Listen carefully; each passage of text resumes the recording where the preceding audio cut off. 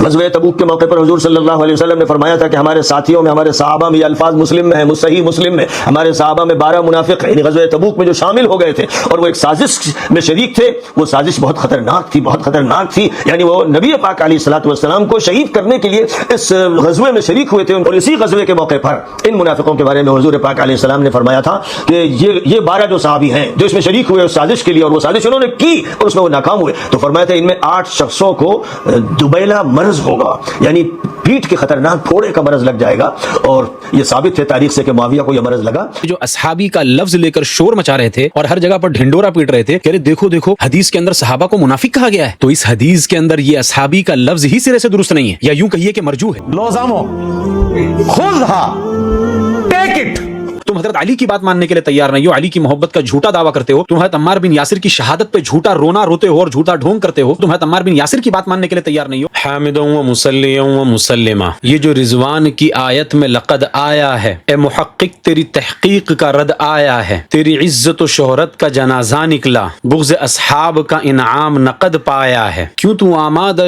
رسوائی و بدنامی ہے، کیا کسی دشمن احمد سے رسد آیا ہے، چھوڑ دے قدح صحابہ ارے ناداں سلمہ، کیوں تجھے شرف رفاقت پہ حسد آیا ہے، کیا اصحاب محمد کا دفاع قرآن، یہ جو آیت حسنہ میں وعد آیا ہے۔ دفاع صحابہ کے سلسلے میں ہماری ویڈیو سیریز کی یہ تیسری قسط ہے۔ مولانا سلمان ندوی نے اس ویڈیو میں مسلم شریف کی ایک حدیث پیش کی جس میں ہے کہ آپ صلی اللہ علیہ وسلم نے ارشاد فرمایا، میرے صحابہ میں 12 منافقین ہیں جن میں سے 8 لوگ دوبیلا نامی بیماری سے ہلاک ہوں گے۔ اس حدیث کو پیش کر کے مولانا سلمان ندوی نے 2 دعوے کیے۔ پہلا دعویٰ تو یہ کیا کہ صحابہ کے اندر بھی منافقین ہوتے تھے، یعنی ایک شخص اللہ کے رسول کا صحابی اور ساتھ ہی میں منافق بھی ہوتا تھا، بڑا ہی عجیب دعویٰ ہے۔ دوسرا دعویٰ مولانا سلمان ندوی نے یہ پیش کیا کہ ان 12 منافقین کے اندر حضرت معاویہ رضی اللہ تعالیٰ عنہ بھی تھے، جس کی دلیل یہ دی کہ حضرت معاویہ رضی اللہ تعالیٰ عنہ کا بھی انتقال دوبیلا نامی بیماری سے ہوا۔ آپ صلی اللہ علیہ وسلم نے منافقین کو یہ بددعا دی تھی کہ ان میں سے 8 کو دوبیلا نامی بیماری ہلاک کرے گی، تو مولانا سلمان ندوی یہ ثابت کرنا چاہ رہے ہیں کہ حضرت معاویہ کا انتقال بھی دوبیلا نامی بیماری سے ہوا تھا۔ ہم ایک ایک کر کے مولانا سلمان ندوی کے ان دونوں دعووں کو تار تار کریں گے اور حدیث اور قرآن دونوں پیش کر کے مولانا سلمان ندوی کے دعووں کو غلط ثابت کریں گے۔ یہ واقعہ اس طرح پیش آیا تھا کہ غزوہ تبوک کے موقع پر کچھ منافقین جن کی تعداد بعض روایات میں 12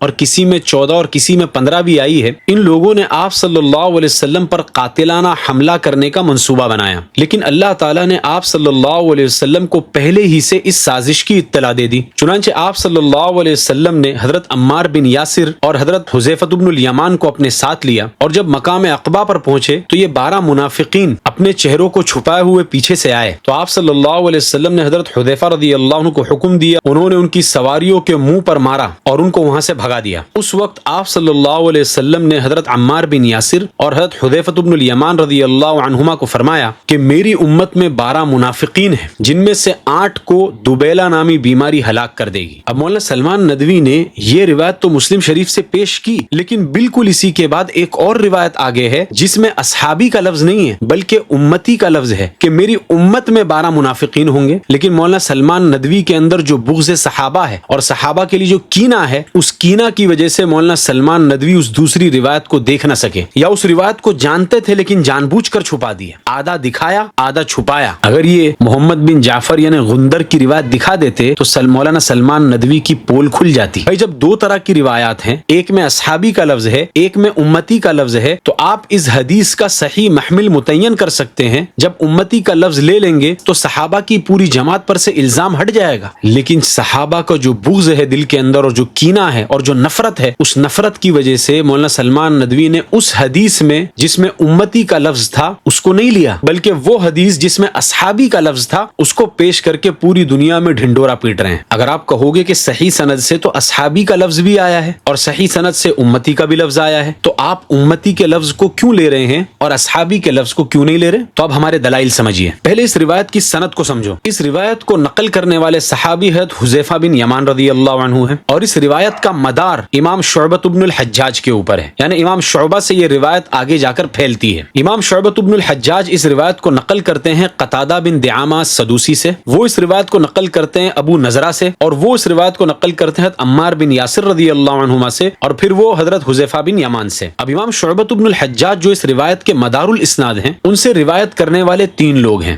ایک ہے اسود بن عامر شازان، دوسرے ہیں محمد بن جعفر جن کا لقب غندر تھا، اور تیسرے ہیں حجاج بن محمد المسیسی۔ جب امام شعبہ سے اسود بن عامر شازان اس روایت کو نقل کرتے ہیں تو وہ حدیث کے اندر اصحابی کا لفظ نقل کرتے ہیں کہ میرے صحابہ میں 12 منافق تھے۔ اسی طرح حجاج بن محمد المسیسی جب وہ امام شعبہ سے نقل کرتے ہیں تو وہ بھی اپنی حدیث کے اندر اصحابی یعنی صحابہ کا لفظ نقل کرتے ہیں کہ میرے صحابہ میں 12 منافق ہیں۔ لیکن محمد بن جعفر غندر جب اس روایت کو امام شعبہ سے نقل کرتے ہیں تو وہ اپنی روایت کے اندر امتی کا لفظ نقل کرتے ہیں کہ میری امت میں 12 منافقین تھے۔ اگر یہ والا معنی ہم لے لیں کہ میری امت میں 12 منافقین تھے تو صحابہ کے اوپر کوئی الزام نہیں آتا اور ان کے پاس صحابہ سے بغض کرنے کی ان کو کوئی وجہ نہیں ملے گی۔ لیکن محمد بن جعفر یعنی غندر کی روایت کو چھوڑ کر اسود بن عامر کی روایت کو یہ لیتے ہیں۔ اب ہم کیوں محمد بن جعفر کی روایت کو ترجیح دیتے ہیں وہ سمجھیے۔ ہمارا دعویٰ یہ ہے امام شعبہ سے روایت کرنے والے جو یہ 3 لوگ ہیں، اسود بن عامر شازان، حجاج بن محمد مسیسی اور محمد بن جعفر یعنی غندر، ان تینوں میں سے محمد بن جعفر یعنی غندر کی روایت سب سے زیادہ صحیح ہے، اور حدیث میں جو صحیح لفظ ہے وہ امتی ہے یعنی میری امت میں 12 منافقین ہیں۔ اور اسود بن عامر شازان نے اپنی روایت کے اندر جو اصحابی کا لفظ نقل کیا ہے، اسی طرح حجاج بن محمد مسیسی نے اپنی روایت کے اندر جو اصحابی کا لفظ نقل کیا ہے، ان دونوں نے روایت بالمعنی کیا ہے یعنی روایت کے مفہوم کو ادا کرنے کی کوشش کی ہے۔ اب اس کی وجہ سمجھیے۔ جس طرح میں نے پہلی کلپ کے اندر بتایا تھا کہ دور تدوین کے اندر جب احادیث کو جمع کیا جا رہا تھا تو مشہور محدثین کے کچھ خاص اصحاب ہوا کرتے تھے۔ اسی طرح امام شعبہ جو ہے یہ بھی اپنے زمانے کے بہت بڑے محدث تھے، یہاں تک کہ ان کو امیر المؤمنین فی الحدیث کا لقب بھی دیا گیا۔ اور امام شعبہ کے اصحاب جو تھے ان میں سب سے ٹاپ پر محمد بن جعفر یعنی غندر کا نام آتا ہے۔ شیخ دکتور محمد بن ترکی اپنی کتاب معرفت اصحاب شعبۃ بن الحجاج میں لکھتے ہیں امام مسلم رحمۃ اللہ علیہ نے امام شعبہ سے روایت کرنے والے لوگوں کو 3 گروپس میں ڈیوائیڈ کیا ہے، یا آپ یہ کہہ سکتے ہیں ان کے 3 رینکس کیے ہیں، first rank, second rank and third rank. سب سے پہلا جو گروپ ہے اصحاب الشعبہ البصریین،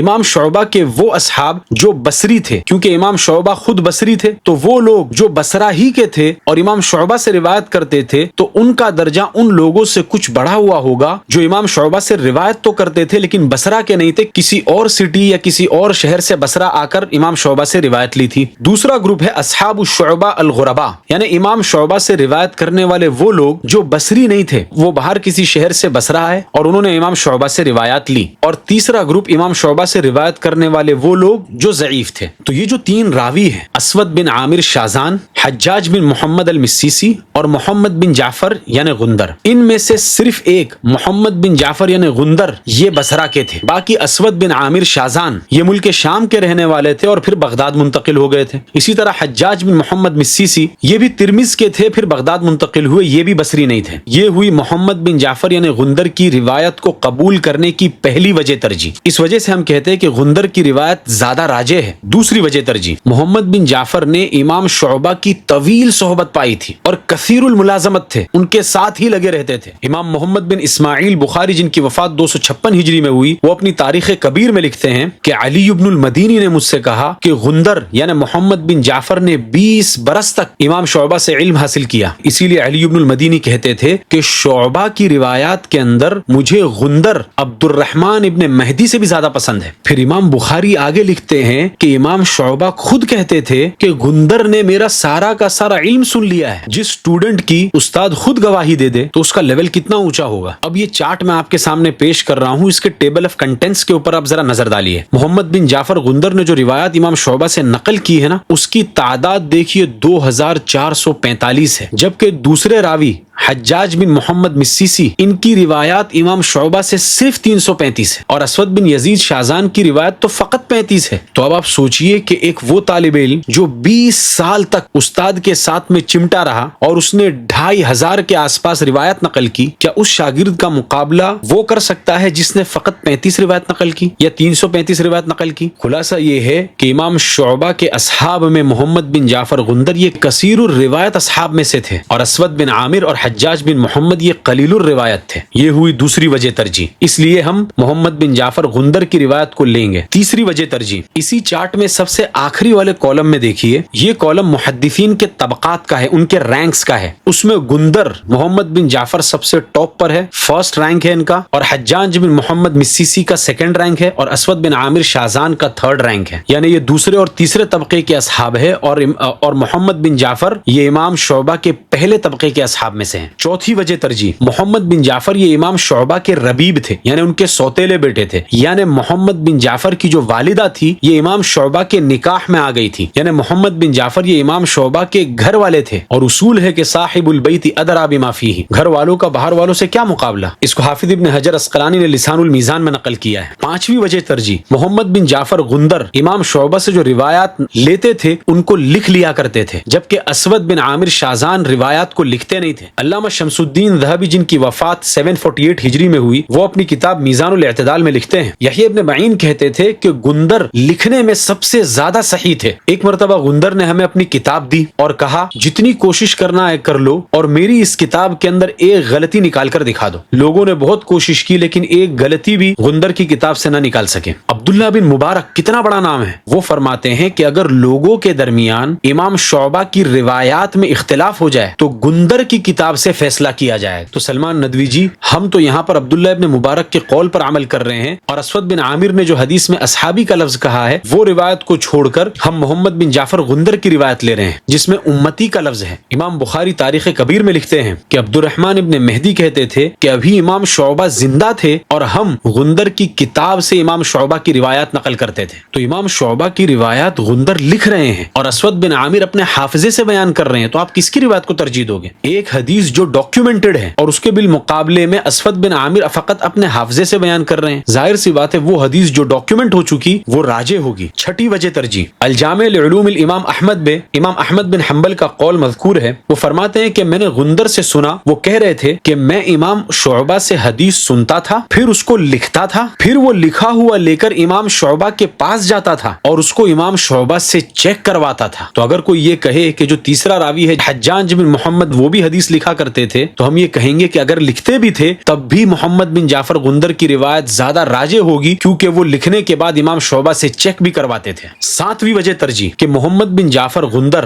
امام شعبہ کے اصحاب میں سے اوثق الناس تھے, اثبت الناس تھے. یعنی امام شعبہ کے جتنے اصحاب تھے ان میں کچھ لوگ جو سب سے زیادہ مضبوطی سے امام شعبہ سے روایت کرتے تھے, ان میں ایک نام محمد بن جعفر غندر کا ہے. امام احمد بن عبداللہ بن صالح العجلی جن کی وفات 261 ہجری میں ہوئی, وہ اپنی کتاب معرفت الثقات میں لکھتے ہیں کہ غندر اثبت الناس فی شعبہ تھے, یعنی سب سے زیادہ درست اور ٹھیک روایت بیان کرنے والے. تو اب ان ساری وجوہ ترجیح کو سامنے رکھ کر ہم آسانی سے یہ فیصلہ کر سکتے ہیں کہ امام شعبہ کی یہ روایت جس کو ایک طرف اسود بن عامر شاہزان نقل کر رہے ہیں, دوسری طرف حجاج بن محمد مسیسی نقل کر رہے ہیں, اور تیسرے محمد بن جعفر غندر نقل کر رہے ہیں, اس میں سے محمد بن جعفر غندر کی روایت سب سے زیادہ صحیح ہے, اور ان کی روایت میں امتی کا لفظ ہے کہ میری امت میں 12 منافقین ہیں. اور اسود بن عامر شاہزان اور حجاج بن محمد مسیسی کی روایات میں جو اصحابی کا لفظ ہے اس کو آپ روایت بالمعنی پر محمول کر سکتے ہیں کہ انہوں نے روایت کے معنی کو ادا کرنے کی کوشش کی. اور ظاہر سی بات ہے کہ محمد بن جعفر جو 20 سال تک امام شعبہ کے ساتھ میں چمٹے رہے, جن کے بارے میں امام شعبہ نے خود کہہ دیا کہ اس نے مجھ سے سارا علم حاصل کر دیا, تو ان کے اور امام شعبہ کے درمیان جو کیمسٹری ہوگی وہ کیمسٹری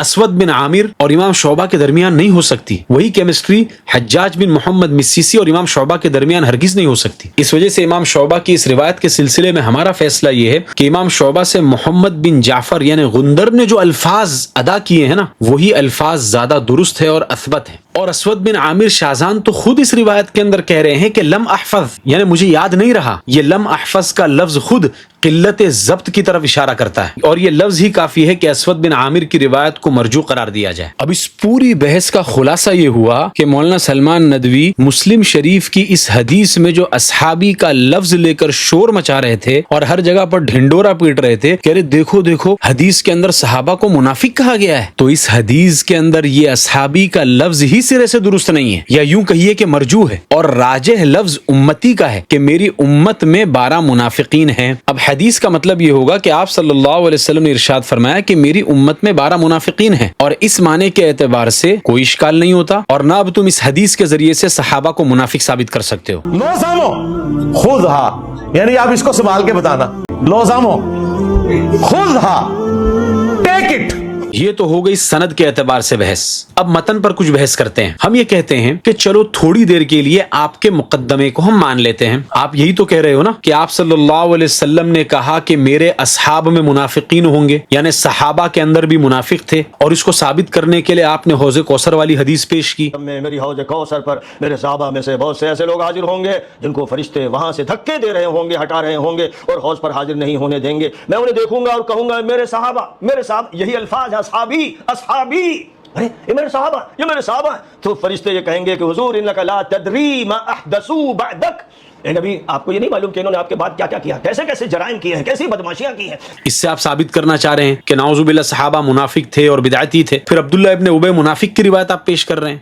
एक अंसारी और मुहाजिरी के झगड़े के मौके पर अब्दुल्लाह इब्न उबय ने हुजूर पाक अलैहि सलाम की शान में गुस्ताखी की और हजरत उमर ने फिर अर्ज किया था हुजूर से कि दानी अद्रिब उनुक हाज़ल मुनाफिक, मुझे इस मुनाफिक की गर्दन मारने की इजाज़त दीजिए। तो हुजूर ने फरमाया छोड़ो, लोग कहीं ये न कहें कि मोहम्मद अपने सहाबा को कत्ल करवाते हैं, क्योंकि अब्दुल्लाह इब्न उबई सहाबा में शुमार होता था। उसकी पूरी टीम, वो 300 सहाबी जिन्होंने नबी के खिलाफ बगावत की थी ओहद के मौके पर, सब सहाबा शुमार होते थे। और कि देखो हदीस के अंदर आप सल्लल्लाहु अलैहि वसल्लम ने अब्दुल्लाह इब्न उबय मुनाफिक को सहाबी कहा। हम ये कहते हैं कि थोड़ी देर के लिए आपके इस मुकद्दमे को मान लेते हैं कि अहादीस के अंदर सहाबा के लिए मुनाफिक का लफ्ज इस्तेमाल किया गया। हम ये कहते हैं कि इन नुसूस का बआसानी दुरुस्त महमिल तलाश किया जा सकता है, यानी हदीस के अंदर जो सहाबी का लफ्ज आया है ना कि मेरे सहाबा में 12 मुनाफिकीन है, या अब्दुल्लाह इब्न उबय मुनाफिक के बारे में जो आप सल्लल्लाहु अलैहि वसल्लम ने सहाबी का लफ्ज इस्तेमाल किया, तो इन सारी अहादीस के अंदर जो मुनाफिकीन को सहाबी कहा गया है वो सहाबी के लुग़वी माना में कहा गया है, यानी उसका लेक्सिकल मीनिंग है। वहां पर इस्तिलाह सहाबी मुराद नहीं है, और लुग़वी एतबार से, लेक्सिकल मीनिंग के एतबार से सहाबी हर उस शख्स को कहा जा सकता है जो किसी फर्द से या किसी तहरीक से जुड़ा हुआ हो। इसी तरह एक इलाके और एक जमाने के लोगों को भी सहाबी कहा जा सकता है कि ये सब लोग एक दूसरे के असहाब हैं। यानी इन अहादीस के अंदर आप सल्लल्लाहु अलैहि वसल्लम ने जो ये कहा कि मेरे सहाबा में 12 मुनाफिकीन हैं, या अब्दुल्ला इब्न उबय मुनाफिक को जो सहाबी कहा, वो सुहबत जमान और सुहबत मकान के एतबार से कहा, इस्तिलाही सहाबी मुराद नहीं लिया। यानी किस कदर ताज्जुब की बात है, इनका दावा इतना बड़ा अरबीदा होने का है और इतनी भोंडी गलतियां कर रहे हैं। अब इल्जामी जवाब भी सुनिए। अगर आप हदीस में किसी मुनाफिक को सहाबी कहे जाने से ये साबित करना चाह रहे हैं कि सहाबा की जमात में मुनाफिकीन थे, यानी एक वक्त में एक ही आदमी सहाबी रसूल और साथ साथ मुनाफिक भी था,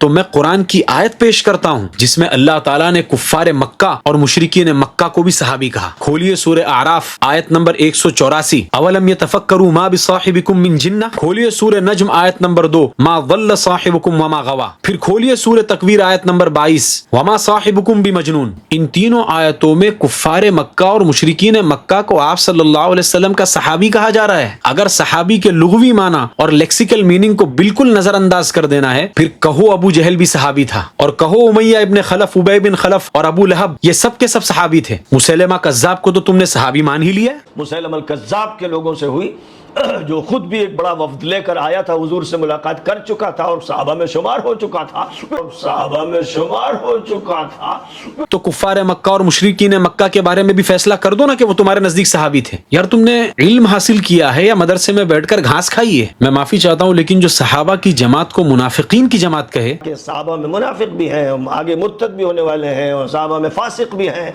सब तरह के लोग हैं, तो मैं मजबूर हूँ उसके लिए इतने सख्त अल्फाज इस्तेमाल करने पर। न तुम सदमे हमें देते, न हम फरियाद यूं करते, न खुलते राज सर बस्ता, न यूं रुसवाइयां होती। बुग़्ज़ सहाबा और सहाबा का कीना और कपट जब दिल के अंदर भरता है ना, जो सहाबा की फहरिस्त में शुमार होते थे, उन्होंने नबी पर जुल्म किया, नबी को तकलीफें दी, नबी को अजियतें दी, नबी के खिलाफ मंसूबे इख्तियार किए, तो जाहिर है कि ताबीन तो नहीं पहुंच गए थे नबी के पास। तो इल्म के बावजूद इंसान अकल से पैदल हो जाता है। अल्लामा अब्दुल हक मुहद्दिस दहलवी रहमतुल्लाह अलैह, जिनकी वफात 1052 हिजरी में हुई, उन्होंने लमाअतुत तनक़ीह के अंदर 2 जुमलों के अंदर ही इस मसले को हल कर दिया कि ये जो हदीस के अंदर आया है कि मेरे सहाबा में 12 मुनाफिकीन हैं, तो यहाँ पर मुनाफिकीन को सहाबा इस वजह से कहा गया क्योंकि वो लोग सहाबा के बीच में घुले मिले हुए थे और सहाबा के साथ तशब्बुह इख्तियार किया हुआ था। यानी सहाबा मुनाफिकीन नहीं थे, सहाबा में मुनाफिकीन घुसे हुए थे। अल्लामा अब्दुल हक आगे लिखते हैं कि इसीलिए आप सल्लल्लाहु अलैहि वसल्लम ने فی اصحابی کہا, من اصحابی نہیں کہا. اب ایک آسان اور عام فہم مثال دیتا ہوں تاکہ عوام کو بھی بات سمجھ میں آ جائے. ایک چرواہا اور بکروں کے ریوڑ کی مثال لے لیجیے. چونکہ منافق کی مثال حدیث کے اندر جفتی کرنے والی بکری کی آئی ہے کہ کبھی وہ جفتی کے لیے اس ریوڑ کی طرف بھاگتی ہے اور کبھی اس ریوڑ کی طرف بھاگتی ہے, تو یہ مثال بہت فٹ بیٹھے گی. مثال کے طور پر ایک چرواہے نے بکروں کا ریوڑ پالا ہو, یعنی اس کے ریوڑ کے اندر بکریاں نہ ہوں. کچھ دنوں کے بعد وہ اپنے ساتھی سے یہ کہنے لگے کہ مجھے ایسا لگتا ہے کہ اپنے بکروں میں 12 بکریاں ہیں. وہ کیا کہے, اپنے بکروں میں 12 بکریاں ہیں. تو مولانا سلمان ندوی جیسا آدمی ہوگا تو وہ یہ کہے گا, اچھا بکروں کے اندر 12 بکریاں ہیں, اس کا مطلب یہ ہے کہ یہ جو سارے بکرے ہیں ان میں سے کچھ تو وہ ہیں جو صرف بکرے ہیں, اور وہ جو 12 ہیں نا وہ بکرا بھی ہے اور بکری بھی ہے. ارے بھائی, اس کا سیدھا سا مطلب یہ ہوتا ہے کہ یہ جو بکروں کا ریوڑ ہے اس میں باہر سے کچھ بکریاں ان بکروں میں گھس گئی ہے. یہ مطلب نہیں ہے کہ کچھ بکرے تو بکرے ہوں گے اور کچھ بکرے ایسے ہوں گے جو بکرا بھی ہوگا اور بکری بھی ہوگا. یہ مطلب تھوڑی نکلے گا اس کا. بالکل اسی طرح آپ صلی اللہ علیہ وسلم نے جو یہ فرمایا کہ میرے اصحاب میں 12 منافقین ہیں, اس کا مطلب یہ ہے کہ میرے اصحاب کے اندر 12 منافقین باہر سے گھس گئے ہیں. یہ مطلب نہیں ہے کہ وہ 12 صحابی بھی ہے اور منافق بھی ہے, جو مطلب مولانا سلمان ندوی نکال رہے ہیں کہ یہ 12 منافق بھی ہے اور 12 صحابی بھی ہے. اس کا مطلب یہی ہوا کہ مولانا سلمان ندوی یہ کہہ رہے ہو کہ یہ ریوڑ کے اندر جو 12 بکرے ہیں نا وہ بکری بھی ہے اور بکرا بھی ہے. اس جہالت پر اپنا سر پھوڑ لیجئے. پھر ڈھٹائی کہ صحابہ کے اندر منافق ثابت کرنے کے لیے قرآن کی آیت کا سہارا لے رہے ہیں کہ دیکھو اللہ تعالیٰ قرآن کے اندر کیا فرما رہے ہیں, وہ ممن حولکم من الاعراب منافقون, کہ تمہارے آس پاس کے لوگوں میں منافقین بھی ہیں. ومن اہل المدینہ مردوا علی النفاق, اور اہل مدینہ میں سے بھی کچھ سرکش منافقین ہیں. تو ہمارا جواب اس آیت کے سلسلے میں یہ ہے, اس آیت کے اندر منافق کو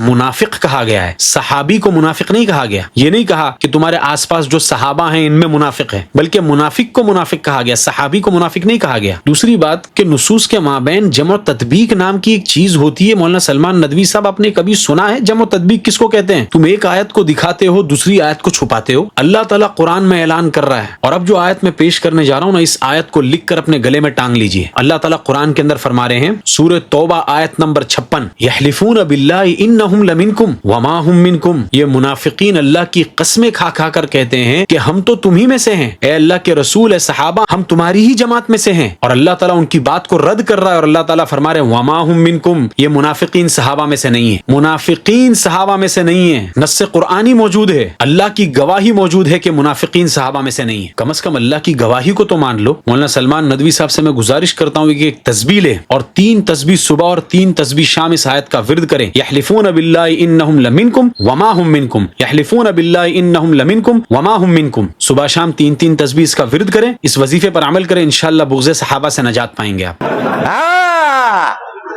اے گل ہے. اب آئیے مولانا سلمان ندوی کے دوسرے دعوے کی طرف. حدیث میں یہ تھا نا کہ میرے صحابہ میں 12 منافقین ہیں جن میں سے 8 کو دبیلا نامی بیماری ہلاک کرے گی. تو مولانا سلمان ندوی یہ ثابت کر رہے تھے کہ ان 12 میں حضرت معاویہ بھی ہے. کیوں؟ کیونکہ حضرت معاویہ کا انتقال دبیلا نامی بیماری سے ہوا. امام طبرانی جن کی وفات 360 ہجری میں ہوئی, انہوں نے اپنی مشہور کتاب المعجم الکبیر میں حضرت زبیر بن بکار رضی اللہ تعالیٰ عنہ سے روایت نقل کی ہے, جن میں ان 12 اصحاب عقبہ کے نام ہیں. یہ آپ کی اسکرین کے اوپر موجود ہے اور میں نے یلو مارکر سے ہائی لائٹ کیا ہے. ان 12 ناموں میں سے ایک ایک کر کے سب کو دیکھ لو. ان میں نہ معاویہ بن ابی سفیان کا نام ہے, نہ عمرو بن عاص کا نام ہے, اور نہ مغیرہ ابن شعبہ کا نام ہے. پھر اہل السنت والجماعت کی پوری امت کے تمام علماء, تمام فقہا, تمام اصولیین, تمام محدثین, تمام متکلمین, سب نے اس قول کو اختیار کیا ہے کہ حضرت معاویہ رضی اللہ تعالیٰ صحابی رسول ہیں, منافق نہیں ہیں. کسی نے ان کی طرف منافق کی نسبت نہیں کی سوائے اہل تشیع کے, اور کسی نے یہ نہیں کہا کہ یہ حدیث میں جو 12 منافقین ہیں اس میں ایک حضرت معاویہ بھی ہیں. پھر آپ صلی اللہ علیہ وسلم کی حدیث ہے جس میں آپ صلی اللہ علیہ وسلم نے حضرت حسن کے بارے میں فرمایا تھا کہ میرا یہ بیٹا سید ہے, یہ مسلمانوں کی 2 بڑی جماعتوں کے درمیان صلح کرائے گا. تو آپ صلی اللہ علیہ وسلم تو حضرت معاویہ کی جماعت کو بھی مسلمانوں کی جماعت مان رہے ہیں. آپ صلی اللہ علیہ وسلم ان کو مسلمان مانتے تھے, حضرت علی ان کو مسلمان مانتے تھے, حضرت عمار بن یاسر جنگ صفین کے اندر کہہ رہے ہیں لا تقولوا ذلک, کہ تم ان کو کافر مت کہو, تم اللہ کی بات ماننے کے لیے تیار نہیں ہو, تم آپ صلی اللہ علیہ وسلم کی بات ماننے کے لیے تیار نہیں ہو, تم حضرت علی کی بات ماننے کے لیے تیار نہیں ہو, علی کی محبت کا جھوٹا دعویٰ کرتے ہو, تم حضرت عمار بن یاسر کی شہادت پہ جھوٹا رونا روتے ہو اور جھوٹا ڈھونگ کرتے ہو, تم حضرت عمار بن یاسر کی بات ماننے کے لیے تیار نہیں ہو, حضرت عمار بن یاسر ان کو کافر قرار دینے کے لیے تیار نہیں ہے, اور تم ان کو منافق کہہ رہے ہو. تمہیں کیا حضرت عمار بن یاسر سے زیادہ معلوم ہے؟ ایک آدمی جو جنگ صفین کے اندر موجود ہے, اس وقت میدان جنگ کے اندر موجود ہے, حضرت معاویہ کے سامنے کھڑا ہے, حضرت علی حضرت معاویہ کے سامنے کھڑے ہیں, حضرت حسن حضرت حسین حضرت معاویہ کے سامنے کھڑے ہیں, ان سے جنگ کر رہے ہیں, یہ سارے کے سارے اہل بیت اطہار, یہ تو حضرت معاویہ کو منافق قرار نہیں دے رہے. تم اہل بیت کی جھوٹی محبت کا دعویٰ لے کر آئے ہو, تم نے حضرت علی کے قول کو فراموش کیا, حضرت عمار بن یاسر کے قول کو فراموش کیا, تم نے حضرت حسن کی صلح کو فراموش کیا, تو تمہاری بات مان لیں. اور یہ جو مشہور ہے نا, حضرت معاویہ رضی اللہ تعالیٰ عنہ کا انتقال دوبیلہ نامی بیماری سے ہوا تھا. تو فرمایا تھا ان میں 8 شخصوں کو دوبیلا مرض ہوگا, یعنی پیٹھ کے خطرناک پھوڑے کا مرض لگ جائے گا. اور یہ ثابت ہے تاریخ سے کہ معاویہ کو یہ مرض لگا اور اس کی تکلیفوں کو جھیلتے ہوئے ان کا انتقال ہوا. ذکر اس کا صحیح مسلم کی روایت میں ہے, اور متعدد قرائن ان 8 میں معاویہ کا تعین کرتے ہیں. ظاہر ہے کہ صحابہ میں سب سے بڑا ظالم معاویہ تھا, سب سے بڑا ظالم. اس کی یہ لوگ صرف 2 دلیل دیتے ہیں. پہلی دلیل, عراق والوں میں یہ مشہور ہو گیا تھا کہ حضرت معاویہ رضی اللہ تعالیٰ عنہ کو دوبیلہ نامی بیماری لگ گئی ہے. اب بتاؤ, حضرت معاویہ رضی اللہ تعالیٰ عنہ شام میں ہیں, وہاں وہ بیمار ہوئے, وہاں پر ان کا انتقال ہوا, اور مشہور کہاں ہو رہا ہے؟ عراق کے اندر مشہور ہو رہا ہے. شام کے اندر کسی کو بھی نہیں معلوم کہ حضرت معاویہ رضی اللہ عنہ کو دوبیلہ نامی بیماری لگی ہے, عراق کے اندر سب کو پتا چل گیا. عجیب بیوقوفی ہے. دوسری دلیل جو میں اب دوں گا, اس سے ان کے جھوٹ کا پردہ فاش کروں گا. دوسری دلیل یہ محمد بن اسحاق کا نام لے کر دیتے ہیں کہ محمد بن اسحاق کہتے تھے کہ حضرت معاویہ رضی اللہ تعالیٰ عنہ کو آخری عمر میں دوبیلہ نامی بیماری لگ گئی تھی. اور محمد بن اسحاق نے یہ بات کس کو کہی؟ تو کہتے ہیں کہ امام ابن قتیبہ, جن کا انتقال 276 ہجری میں ہوا, انہوں نے اپنی کتاب المعارف کے اندر محمد ابن اسحاق کا یہ قول نقل کیا ہے. اب دل تھام کر بیٹھو, جو میں دکھانے جا رہا ہوں. یہ جو سکرین شاٹ آپ کی سکرین پر ہے نا, یہ امام ابن قتیبہ کی کتاب المعارف کی پرنٹڈ کاپی کا سکرین شاٹ ہے. اس میں جو میں نے یلو مارکر سے نشان لگایا ہے, اس میں دیکھو یہ لکھا ہے کہ محمد بن اسحاق کہتے تھے کہ حضرت معاویہ رضی اللہ تعالیٰ عنہ کا انتقال 78 سال کی عمر میں ہوا, اور ان کو نقابات کی بیماری تھی. اور اس نقابات کے لفظ کو آگے یعنی کہہ کر ڈسکرائب کیا ہے کہ نقابات یعنی دوبیلہ نامی بیماری لگ گئی تھی. اب آپ کو دیکھ کر لگ رہا ہوگا کہ ہاں, امام ابن قتیبہ کی کتاب المعارف کے اندر محمد ابن اسحاق کا یہ قول تو مذکور ہے, لیکن اب میں آپ کو چمتکار دکھاتا ہوں. اب یہ جو آپ کی سکرین کے اوپر جو سکرین شاٹ ہے, یہ بھی امام ابن قتیبہ ہی کی کتاب المعارف کا ہے, لیکن مینوسکرپٹ کا ہے, مخطوطے کا ہے. یہ پرنٹڈ کاپی کا نہیں ہے, مخطوطے کا ہے. سیم پیج سیم لائن دیکھو, میں دونوں پیج آپ کی سکرین پر ایک ساتھ رکھ دیتا ہوں. جو پرنٹڈ کاپی ہے اس میں لکھا ہے کہ ان کو نقابات یعنی بدیلہ نامی بیماری لگ گئی تھی, جبکہ ان کی جو مینوسکرپٹ ہے, جو مخطوطہ ہاتھ سے لکھا ہوا ہے, اس میں یہ دوبیلہ کا ورڈ ہے ہی نہیں. صرف اتنا ہے کہ ان کو نقابات کی بیماری تھی. لو سامو خود ہا, یعنی آپ اس کو سنبھال کے بتانا. لو سامو بھی ثابت ہو گیا جی. لو سامو خود ہا, ٹیک اٹ. کیسے دھوکہ دیا جاتا ہے دیکھو. اس لیے ہم یہ کہتے ہیں کہ حضرت معاویہ رضی اللہ تعالیٰ عنہ کی مذمت کے اندر جتنی حدیثیں گھڑی گئی ہے, علامہ ابن القیم الجوزیہ نے المنار المنیف کے اندر لکھا ہے, وہ سب کے سب من گھڑت ہوگی, اور ان میں سے ایک روایت بھی قابل قبول نہیں ہے. حضرت معاویہ رضی اللہ عنہ کی برائیاں کرنے کے لیے ان لوگوں نے حدیثیں گھڑی ہیں. یاد رکھے کہ ہم حضرت علی کو اور اہل بیت کو حضرت معاویہ سے بہت افضل سمجھتے ہیں, لیکن اس کا مطلب ہرگز یہ نہیں ہے کہ ہم حضرت معاویہ کو گالیاں دینے لگے. یقیناً وہ صحابی رسول تھے, اور ان کے ایمان میں نفاق کا کوئی شائبہ نہیں تھا. وہ جو عظمت میں ستاروں سے بھی آگے پہنچے, کیا تجھے ان کی بلندی پہ حسد آیا ہے؟ ان کی تعریف میں قرآن مسلسل اترا اور پروانہ خوشنودی نقد لایا ہے. شمع اسلام منور ہے لہو سے ان کے, زخم سے چور زباں پر بھی احد آیا ہے. سوئے انجام سے ڈرنا تو تجھے ہے زیبا, مفلحون ان کی مراتب کی سند آیا ہے. 313 بھی وہ لوٹے ہیں غالب ہو کر, دشمن دی پہ وار ان کا اشد آیا ہے. یہ جو رضوان کی آیت میں لقد آیا ہے, اے محقق تیری تحقیق کا رد آیا ہے. کیا اصحاب محمد کا دفاع قرآن ہے, یہ جو آیت حسنہ میں وعد آیا ہے. ھذا وصلی اللہ علیہ وسلم. اے گل ہے